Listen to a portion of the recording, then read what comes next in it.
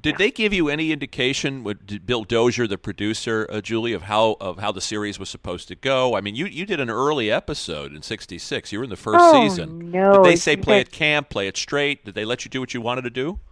Oh, you had to play it straight. If you didn't play it straight, you'd muck up the gears. Mm-hmm.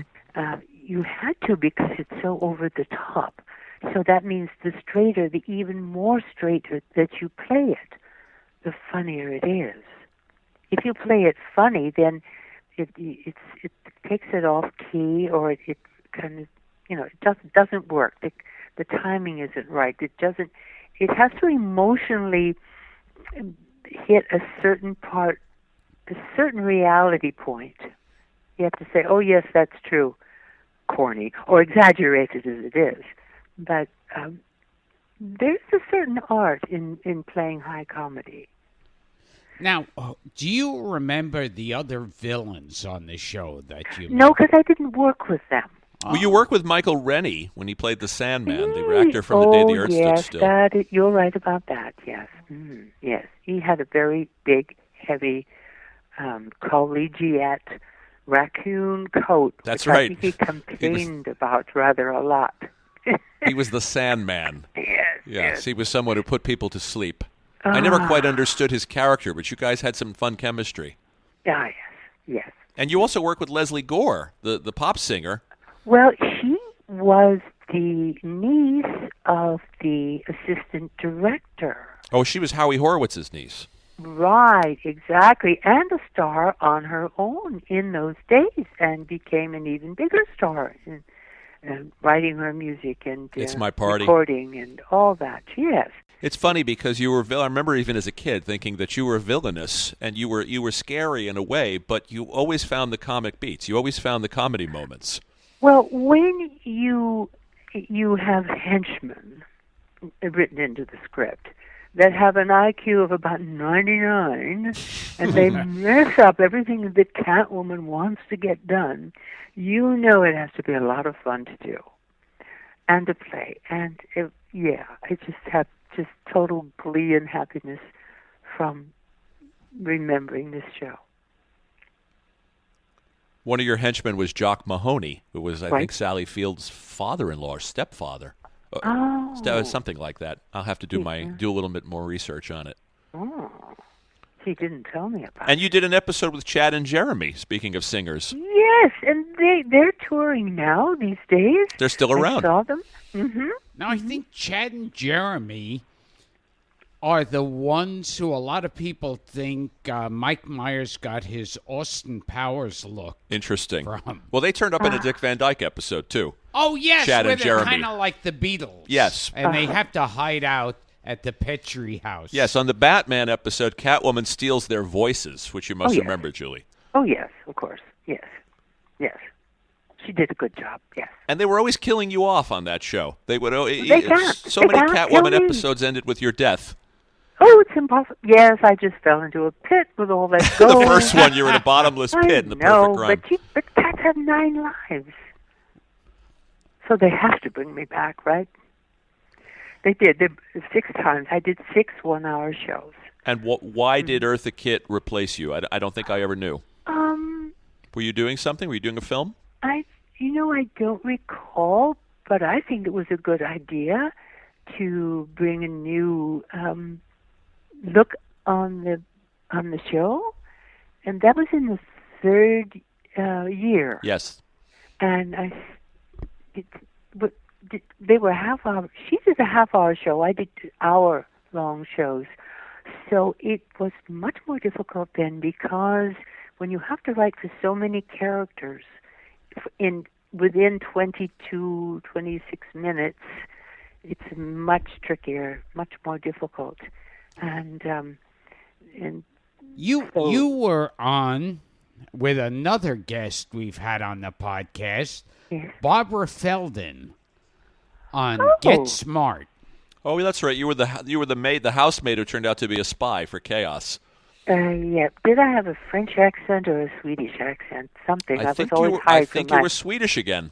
I was always hired for my accents, yes. And what was it like working with Don Adams? Divine, wonderful. Comics are very serious people. They are the most serious people. Mm-hmm. You did a lot of 60s TV, Julie, and I did. You did yes. Star Trek, you did the Monkees. We just talked to Mickey Dolenz last week. The Monkees was so much fun. That was probably the most fun I ever had. Yeah, you played a girl who each one of the Monkees sees and is immediately hypnotized by. The goddess of the laundromat. Yes, April Conquest or something. April Conquest. Yeah. And you said you had kind of a crush on Davy Jones. Well, who didn't? He was the shortest. He was the dearest and sweetest. He's a foot and a half taller than him. I love that short man. I like short men. They I'm do pretty everything short. Twice. Gilbert's very short. Yes. I can tell. Yes. I'm practically Billy Barty. She can tell over the phone. What speaking of funniness, oh my goodness. You know that Billy Barty used to play on my father's football team at Los Angeles City College. Wait a minute. serious? See, for people who don't know, Billy Barty in. was a midget. Now my father's 6'4", okay, and they're having this big game, you know. So I don't know whether it was during the halftime or what, but they brought Billy Barty in, and he was he would take the place of my father. My father was a coach, and my father was also tight end. And he would catch the ball and run around, and, well, the audience was just wildly entertained. So, oh, yeah, Billy Barty, we love him. Well, your father was a player in the old American Football League. Do I have that right? In the AFL? Oh, yes. So they didn't bulge so much. You've seen all that goes back. What? Yeah. Mm-hmm. I guess Billy Barty was part of the halftime show. What other famous midgets have you known? I beg your pardon. I told you I'm not short men. Did Billy Barty ever make a pass at you? That's his profession. Yes. Oh, he's Mr. Did he Smarty ever Pants. pinch you on the ankle? That's Did hilarious. he bite me? No. But unlike Ben Blue, he didn't try to pick me up. Who tried to pick you up? Ben Blue. Ben Blue, the picked me silent up comedian. In one of the comedy sequences I did with him, and he broke 2 of my ribs. And I didn't laugh for 3 days. Wow. Oh, my. Mm-hmm. Now, yeah. I remember when I was a boy in elementary school, another boy snuck in. He smuggled in an issue of his father's Playboy. And it was like a pictorial of you and Zero Mostel. Zero Mostel had his clothes on, of course. Yes. And I still remember that pictorial. Well, they didn't tell me that they hid a photographer on the set of the film that I was doing in London with Zero Mostel, who's such a genius. Oh, it was so much fun working with Zero Mostel. He never does the same thing twice. He's just a crazy man. And for the first 2 weeks of shooting this film, which incidentally was called Monsieur Le Coq, how's my French? Monsieur Le Coq, C-O-Q. You can. We spent that in a bathtub. Why? Don't ask me why, but it was in a bathtub. And the bathtub, oddly enough, was this black marble, but it was painted black marble, and bits of the paint would sort of come off in the water. But all the time, what I mostly remember is this fellow, this prop man, coming around with a hose, a tiny hose which he would put into the bath water, and there was a machine which would blow bubbles. It was to keep the bubbles so that they were sufficiently high to make everything presentable. You can imagine. Yes, can you? Are you still there? Yeah, Gilbert's just, he's excited. Yes. So, all right, So okay. you... Yes. See, because a lot of actresses wear like kind of a bathing suit. Oh, no, you can't do that. Well, you can, but I didn't. So you never posed, Julie. These were pictures that were taken No, without your knowledge. Posed. Sure, no, sure, sure. No. There were a lot of bubbles. Right. I felt quite presentable until I had to get out of the bathtub, and then this seemed rather awkward and strange to me. The AD, the assistant director, said, "Gentlemen, would you please kindly turn your backs? Miss Newmar is going to get out of the bathtub," and they all did. They did? Yeah, well, they all did, of course. Fools. What? Yeah. Fools. What a Yes. bunch of assholes. Well, men were gentlemen in wait those a minute. days. These guys Yes. had Julie Newmar naked in front of them, and they turned their backs.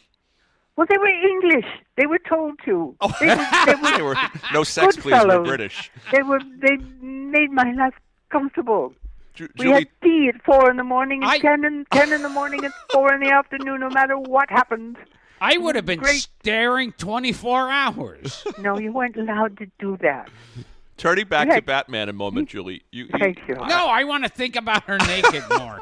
Now you have to go buy the magazine. It's online, by the way. The picture, It the is? view of the tub. There's you have a story about playing on Batman with a very young James Brolin.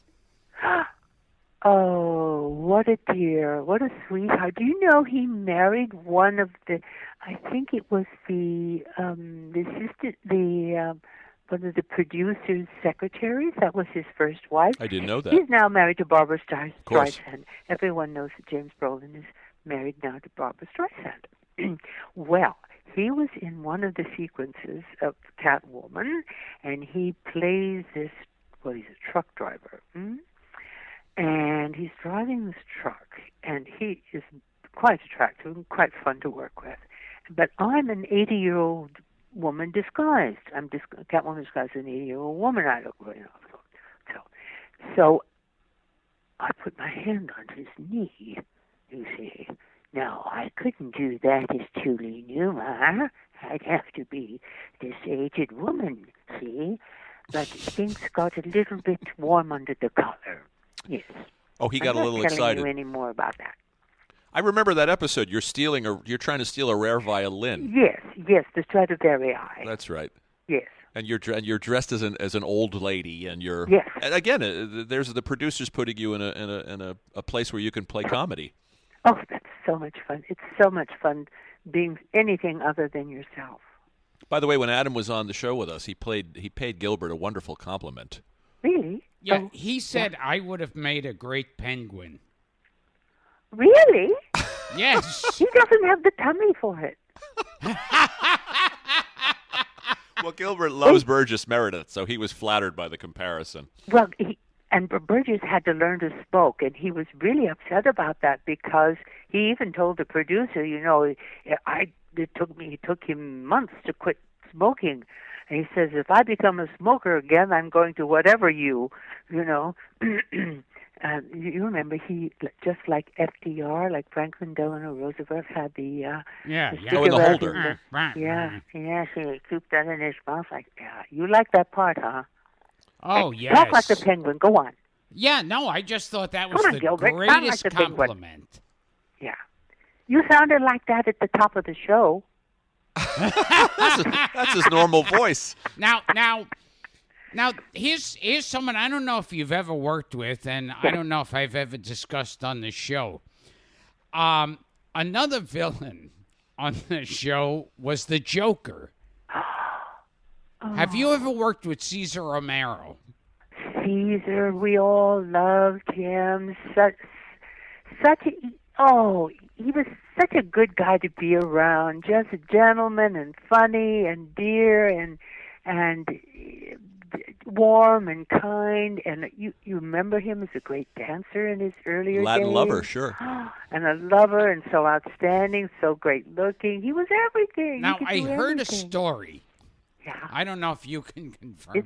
it's true. I know what you're going to tell Which it one? about the mustache. No. But go ahead. Tell me the mustache, and I'll tell you. Tell me your story first. Be careful, Julie. Watch it.